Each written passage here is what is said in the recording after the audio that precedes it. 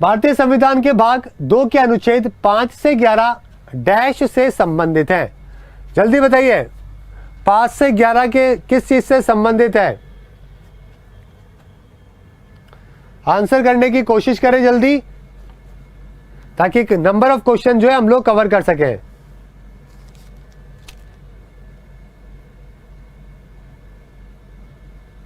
चलिए बहुत अच्छी बात है। आंसर क्या हो जाएगा यहाँ पे? सिटीजनशिप, आपका नागरिकता आपका यहाँ पे बिल्कुल सही जवाब है, जो कि हो जाएगा। आप देख सकते हो दोस्तों हमारा जो अनुच्छेद है 5 से 11 वो नागरिकता से संबंधित है। ठीक है, 1 से लेकर 4 जो है वो तो हमारे यूनियन और उसकी टेरिटरी के बारे में बोलता है। ठीक है, और 5 से 11 जो है वो नागरिकता को लेकर, और 12 से लेकर 35 मौलिक अधिकारों को लेकर। आगे बात करते हैं, अगला सवाल, केंद्रीय जांच ब्यूरो किसके प्रशासनिक नियंत्रण में आता है? सीबीआई दोस्तों किसके अंडर में आता है, ये आपको बताना है।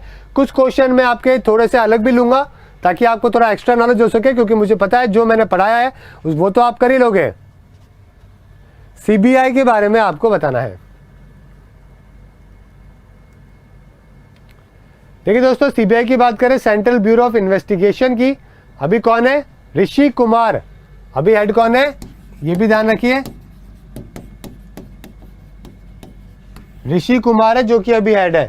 1941 में स्पेशल पुलिस एस्टेब्लिशमेंट के द्वारा इसको बनाया गया था। हेडक्वार्टर दिल्ली के अंदर है और 7-8 हजार लोग हैं जो कि इसके अंदर काम करते हैं। और एक इसके अंदर में आती है ministry of personnel public grievances and pension में, कार्मिक लोक शिकायत और पेंशन मंत्रालय के अंडर में ये आती है। और ये किसके अंडर में आता है डिपार्टमेंट? ये आता है आपके, ये मिनिस्ट्री आती है किसके? इनडायरेक्टली पीएम के अंडर में, इसीलिए जो है सीबीआई बोलते हैं, पीएम के कहने पे काम करती है। आगे देखते हैं, निम्नलिखित में से किस संविधान संशोधन के माध्यम से दिल्ली को राष्ट्रीय राजधानी क्षेत्र के रूप में नामित किया गया था? जल्दी से बताइए। एनसीटी के रूप में नामित किया गया था, और ये कौन से किया गया था? देखिए दोस्तों, आर्टिकल 239AA है जिससे स्पेशल स्टेटस जो है वो दिल्ली को मिलता है। ओके, 1991 के अंदर इसको 69वां कॉन्स्टिट्यूशन अमेंडमेंट के द्वारा ये पावर दी गई। तो आपका आंसर क्या हो जाएगा? 69 संशोधन अधिनियम। काफी मुश्किल सवाल था, मुझे मालूम है आप लोगों को आया नहीं होगा, लेकिन फिर भी आपको ध्यान रखना जरूरी है। अगला सवाल देखते हैं, भारत के संविधान ने केंद्र और राज्यों के बीच विवादों को स्थगित करने के लिए भारत के सर्वोच्च न्यायालय को किस अधिकार क्षेत्र के माध्यम से सशक्त बनाया है? कौन सा अधिकार है? अगर दोस्तों लड़ाई हो जाती है सेंटर और राज्य के बीच में, कोई डिस्प्यूट हो जाता है, तो ये कौन सी पावर क्षेत्र अधिकार है जो कि सुप्रीम कोर्ट का माना जाता है? पहली बात तो सुप्रीम कोर्ट में जाएगा। और ओरिजिनल किसको बोलते हैं? कौन सा आधिकारिक क्षेत्र है? बिल्कुल सही जवाब बच्चों का, मूल न्याय अधिकारिता, ओरिजिनल जुरिडिक्शन हम इसको कहते हैं। ये देखिए मूल अधिकार क्षेत्र है जो कि इसको माना जाता है। समझ गए बात को? चलिए आगे बात करते हैं, निम्नलिखित में से कौन केंद्रीय सतर्कता आयोग चयन समिति के सदस्य हैं? सेंट्रल विजिलेंस कमीशन, जल्दी से बताइए। CVC कौन है? अभी सेंट्रल विजिलेंस कमिश्नर कौन है? KV चौधरी। और दोस्तों आंसर क्या होगा? डी आपका यहाँ पे बिल्कुल सही आंसर होगा। सिलेक्शन कमेटी में कौन होते हैं दोस्तों? PM, leader of opposition, chief justice of India, ये सभी लोग हैं जो कि शामिल होते हैं। निम्नलिखित में से कौन सा अनुच्छेद सार्वजनिक सेवा मामलों के लिए न्यायाधिकारों की स्थापना का प्रावधान करता है?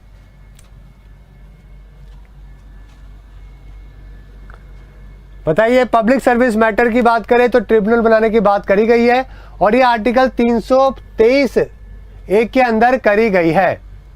ठीक है, कि क्या करेगा? डिस्प्यूट रिलेटेड क्या बनाएगा? अलग से क्या बनाना पड़ेगा हमें? न्याय अधिकार जो है उसके बनाने को लेकर सेवा मामलों के लिए न्याय अधिकारियों की स्थापना का प्रावधान 323(a) है जो कि करता है। अगला सवाल है, कानून सदस्य के रूप में वायसरॉय की कार्यकारी परिषद में शामिल होने वाले पहले भारतीय कौन बने? ठीक है, आज आपको थोड़ा सा क्विज जो है वो थोड़ा मुश्किल लगेगा, लेकिन थोड़ा मुश्किल देना भी जरूरी है। ठीक है, अगर सारे आसान आसान दे दिए आपको तो आपको लगेगा कि आप तो रिवीजन ही नहीं करोगे। पहला भारतीय जो कि एग्जीक्यूटिव काउंसिल में एज ए लॉ मेंबर जुड़े थे वो कौन थे? सत्येंद्र प्रसाद सिन्हा। सत्येंद्र प्रसाद सिन्हा थे, जो कि आपका आंसर क्या हो जाएगा? ये आपका सही आंसर हो जाएगा। निम्नलिखित में से कौन सा राज्य छठी अनुसूची में शामिल नहीं है? 6th शेड्यूल के बारे में आपको बताना है। कौन सा राज्य जो है छठी अनुसूची में शामिल नहीं है? इसमें क्या होता है, जो ट्राइबल एरिया है ना उसके बारे में बात करी गई है। कौन कौन से दोस्तों? MMT है, MMT और ए तो हो गया आसाम। आसाम तो अलग कर दो चलो। इसके अलावा MMT कौन सा हो गया? मेघालय, मणिपुर, मेघालय, मिजोरम, मणिपुर नहीं है मिजोरम है, और साथ में त्रिपुरा। मेघालय, मिजोरम और त्रिपुरा प्लस आसाम। तो आपका आंसर क्या हो जाएगा? मणिपुर आपका यहाँ पे बिल्कुल सही आंसर हो जाएगा, जो कि ट्राइबल एरिया के अंदर छठी अनुसूची में शामिल नहीं है। ठीक है, तो ये आपको एक नई बात है जो कि यहाँ पे जानने को मिली। अगला सवाल देखते हैं।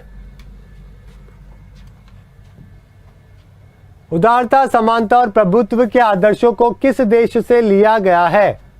जल्दी से बताइए। इसके बारे में तो हमने परसों डिस्कशन किया था, इसके बारे में तो हमने परसों ही बात करी थी और आपका जवाब बिल्कुल सही है, फ्रांस से हमने इसको लिया है।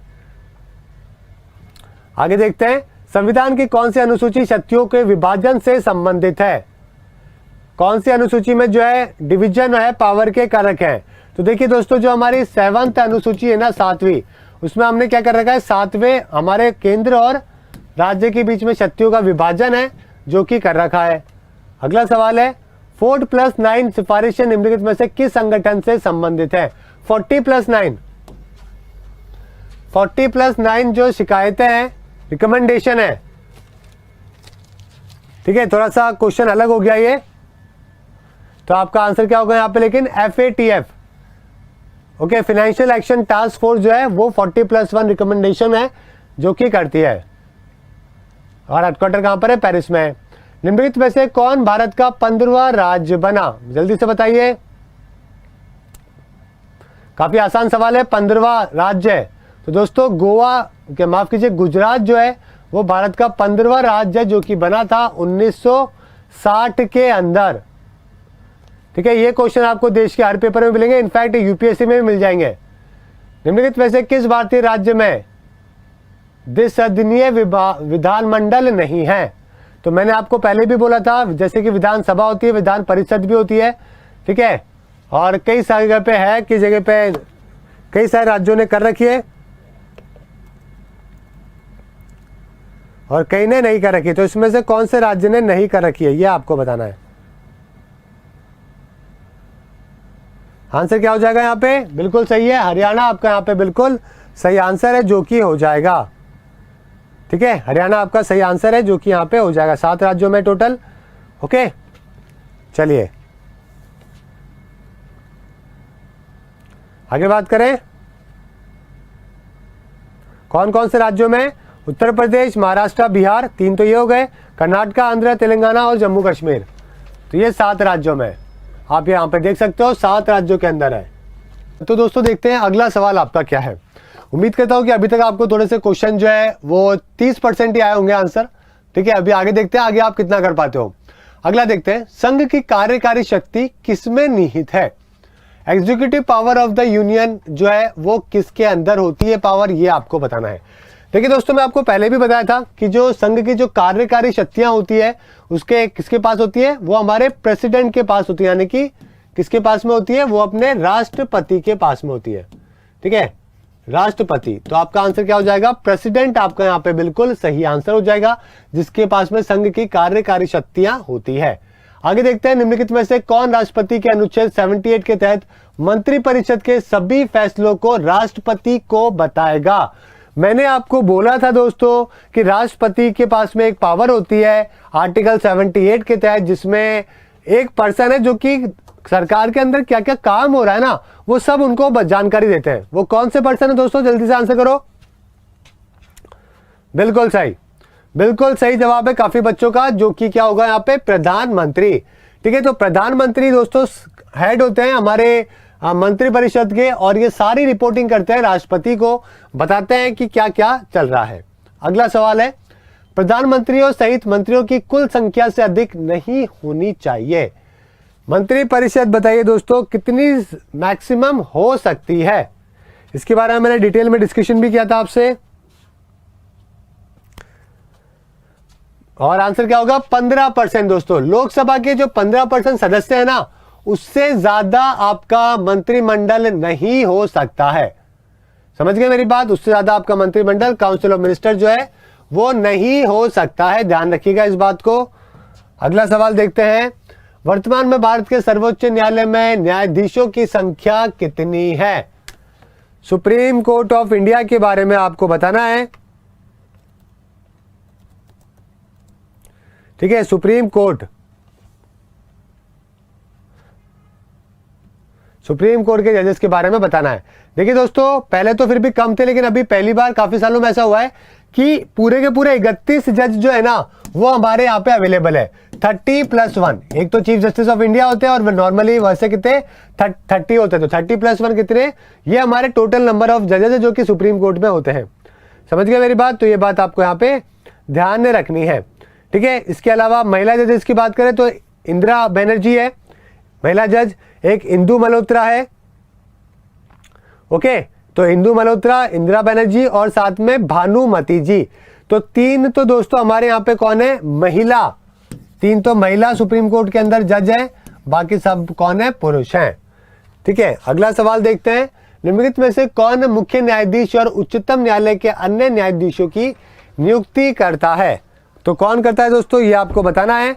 तो नियुक्ति का काम आपको मालूम ही है कि देश में सिर्फ एक ही आदमी का है। ठीक है, राज्य में तो गवर्नर और सेंटर में किसके, हमारे राष्ट्रपति।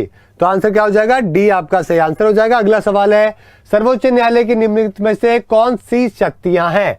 बताइए भाई, सुप्रीम कोर्ट की शक्तियां कौन कौन सी है, इसके बारे में डिटेल में डिस्कशन किया था मैंने आपसे। हाई कोर्ट से सुप्रीम कोर्ट में अपील कर सकते हो, वो भी उसकी शक्ति है। राज्यों के बीच में लड़ाइयां हो जाए, 2 राज्यों के बीच में, केंद्र राज्य के बीच में, वो भी उसकी शक्तियां है। अगर वो खुद के डिसीजन को क्या कर सकता है, वापस से बदल भी सकता है, वो भी उसकी शक्तियां है।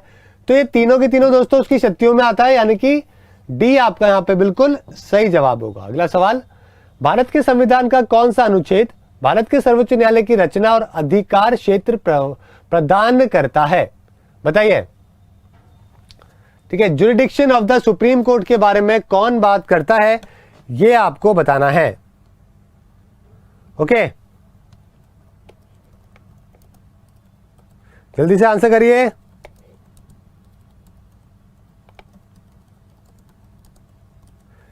और आंसर क्या हो जाएगा, देखिए आर्टिकल दोस्तों अगर मैं बात करूं 134 या फिर उससे ज्यादा, आर्टिकल 124 हो गया। ठीक है, अपील जुरिडिक्शन जो है ये सब तो हम बात करते हैं। देखिए सुप्रीम कोर्ट की हम बात करते हैं ना, तो कुल मिला के हमारे अनुच्छेद 124 से 147 के बीच में है। कितना, 124 से लेकर 147। 24 क्या बोलता है, इस्टेब्लिशमेंट बोलता है सुप्रीम कोर्ट को बनाने को लेकर। 125 सैलरी को लेकर बोलता है, 26 बोलता है एक्टिंग चीफ जस्टिस को लेकर, 27 अपॉइंटमेंट को लेकर बोलता है। ठीक है, 128वां जो है वो रिटायरमेंट को लेकर बोलता है जजेस के। ओके, और यहां पे जो मैंने बात करी है वो jurisdiction of the supreme court की बात करी है। तो जुरिडिक्शन की अगर मैं बात करूं यहां पे तो 137, ठीक है, अगर आप आगे की तरफ चलोगे 137 की तरफ बात करोगे, 138, 139, ठीक है, तो ये जो है वो इसी के बारे में बोलता है। तो यानी कि 137 से 141 तक जो है आप इस जो है वो क्या कर सकते हो, आप अपना आंसर कर सकते हो। ठीक है, इसके अलावा अगर प्रॉपर जुरिडिक्शन की बात करें तो 37 और 38, 137 और 138 मतलब एक्चुअली के अंदर। ठीक है, तो आपका आंसर रेलिवेंट यहाँ पे क्या होगा, 137 से 141 आपका यहाँ पे बिल्कुल रेलिवेंट आंसर होगा। समझ गए मेरी बात को।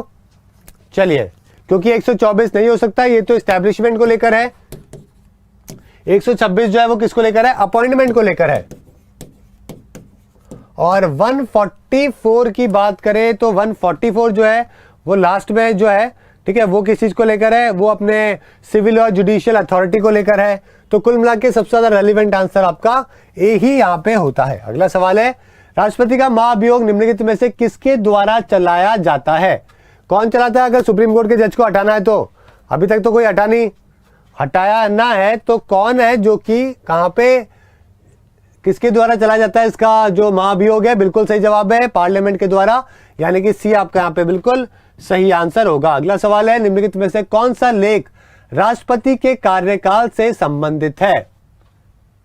ठीक है, बताइए। आर्टिकल जो है जो कि किससे रिलेटेड है? हमारे प्रेसिडेंट के टेन्योर से रिलेटेड है। आंसर क्या हो जाएगा इसका? कितने साल का होता है? 5 साल का होता है, बिल्कुल सही है ना? ओके, जल्दी आंसर करो।